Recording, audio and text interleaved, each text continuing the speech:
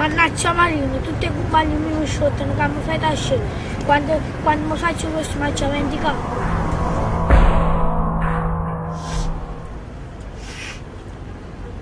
E adesso inizia l'avventura.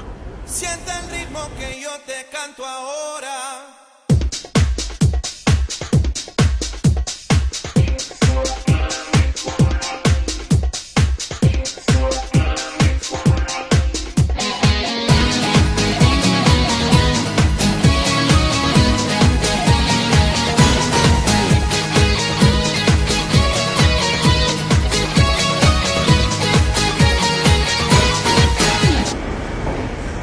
Ma che è sta puzza genuese?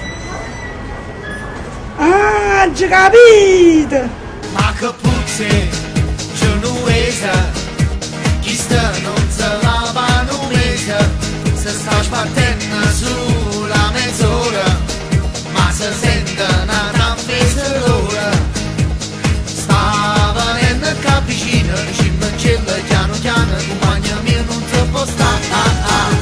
Sta venendo qua vicino, ci mangella piano piano, compagna mia mo ti ha spostato. La veda scella e non ci può pensare, si amava questi braccia, potremmo ragionare. La veda scella e non ti può lavare, dopo che deodorante sta puzzata passare. Ma non ti accorgi che non si può stare, è che sta puzza più forte si fa. Ma non capisci, non lo può capire, se non ti sposta mi scimma impazzita. La veda scella e non ci può pensare, si agama questi braccia, potremmo ragionare. La veda scella e non ti può lavare, dopo che deodorante sta puzzata passare. Sta insistendo, non si arrende, questa puzza mi stronca esaurendo, se sta sbattendo sulla mezz'ora, mo ci vuoi sicchiare acqua e cannola.